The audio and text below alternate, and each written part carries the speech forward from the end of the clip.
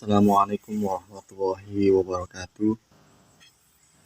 Yang terhormat Ibu Isriani Hardini SSMA selaku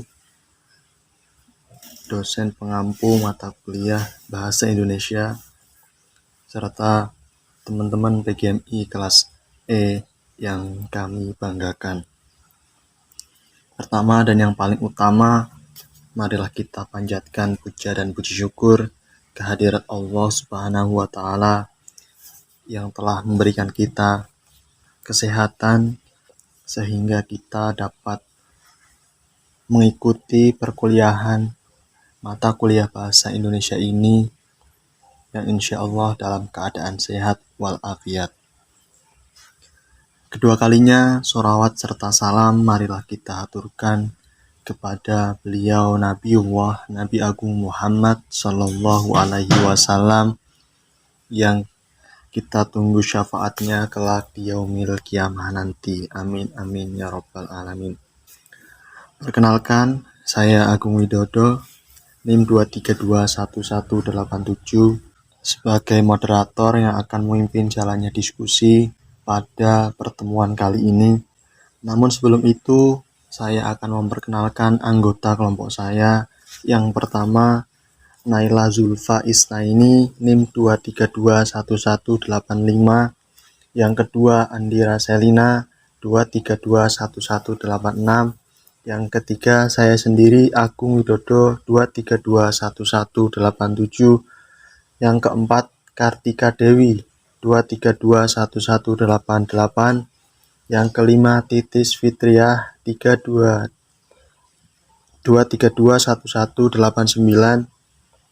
Yang keenam, Karisma Zahroh, NIM 2321190. Yang ketujuh, Naufal Hanif, NIM 2321191. Baik teman-teman, pada diskusi kali ini kelompok kami akan membahas mengenai daftar pustaka.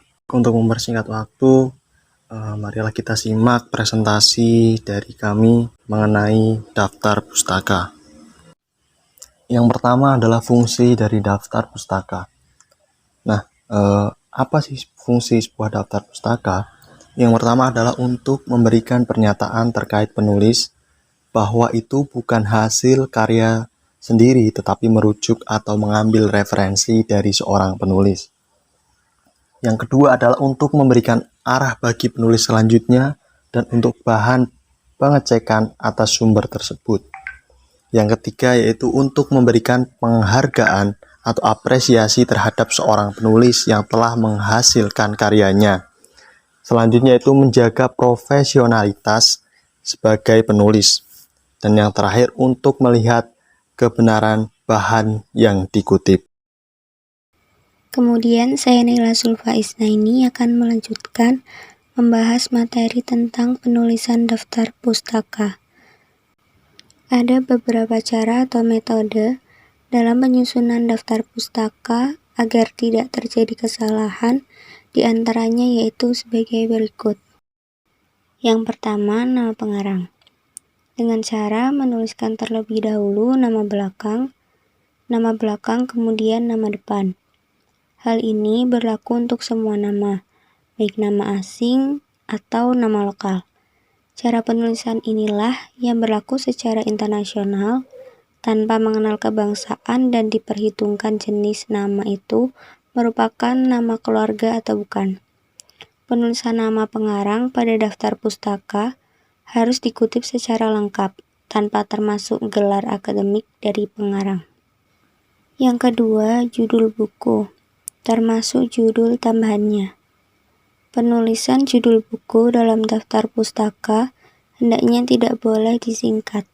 Yang ketiga, data publikasi, termasuk tahun terbit, kota penerbitan, nama penerbit, judul keberapa, nomor jilid, dan tebal atau jumlah halaman.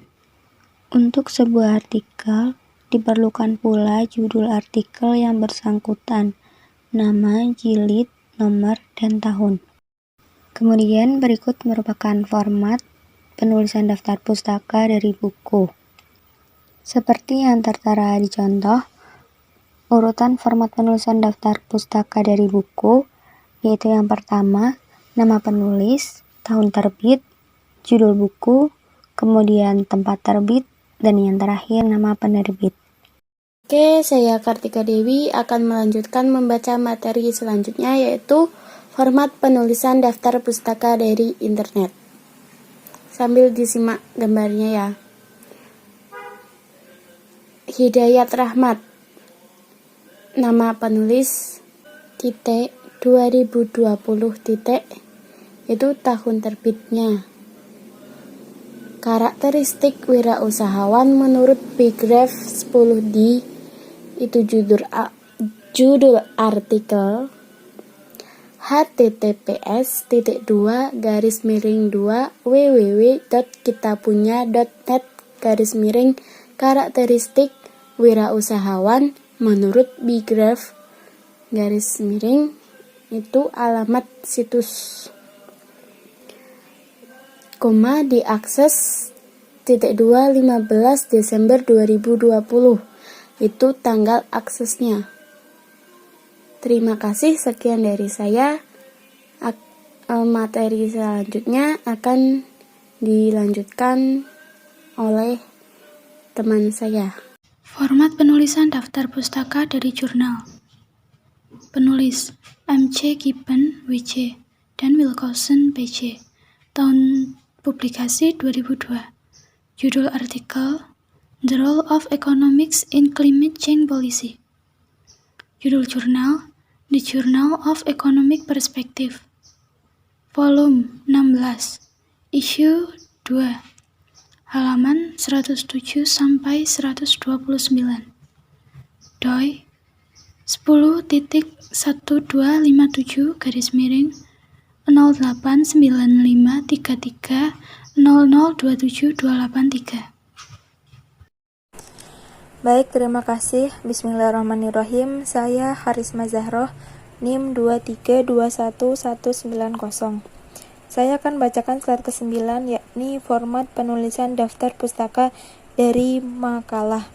Yang pertama terdapat tulisan Monica Agatha, yakni Monica Agatha tersebut adalah penulis sebuah makalah, kemudian 2010, yakni tahun terbitnya, kemudian faktor penyebab cairnya es kutub utara dan selatan, yakni judul makalah tersebut, makalah. Perlu digarisbawahi, tata cara penulisannya daftar pustaka dari makalah tak jauh berbeda dengan daftar pustaka pada umumnya. Namun nama penulis tidak ditulis dengan terbalik. Selain itu juga tidak ada nama penerbit dan kota terbit, dan diganti dengan kata makalah dan diakhiri dengan titik. Saya Naval Hanif, NIM 2321191, melanjutkan materi yang sudah tadi disampaikan. C. Penulisan daftar pustaka di Mendeley. Ada beberapa cara memasukkan daftar pustaka dalam aplikasi Mendeley. Yang pertama, klik reference, lalu klik insert bibliografi pada plugin Mendeley. Kemudian, daftar pustaka akan muncul setelah diklik bibliografi pada plugin Mendeley. Demikian cara memasukkan daftar pustaka dalam Mendeley. Sangat mudah dan singkat. Mungkin yang perlu nanti dipelajari dari mahasiswa yaitu fitur 0, fitur yang ada dalam Mendeley. Oke, saya sebagai moderator akan menarik kesimpulan pada pemaparan makalah kali ini. Jadi, daftar pustaka merupakan bagian yang menjelaskan pengutipan karya tulis yang bersumber dari orang lain. Fungsi daftar pustaka antara lain untuk informasi, kemudian profesionalitas, dan apresiasi untuk melanjutkan penulisan karya yang telah ada. Mungkin itu saja. Apabila terdapat kekeliruan atau kesalahan dari kelompok kami mohon maaf yang sebesar-besarnya. Wabillahi taufik wal hidayah. Wassalamualaikum warahmatullahi wabarakatuh.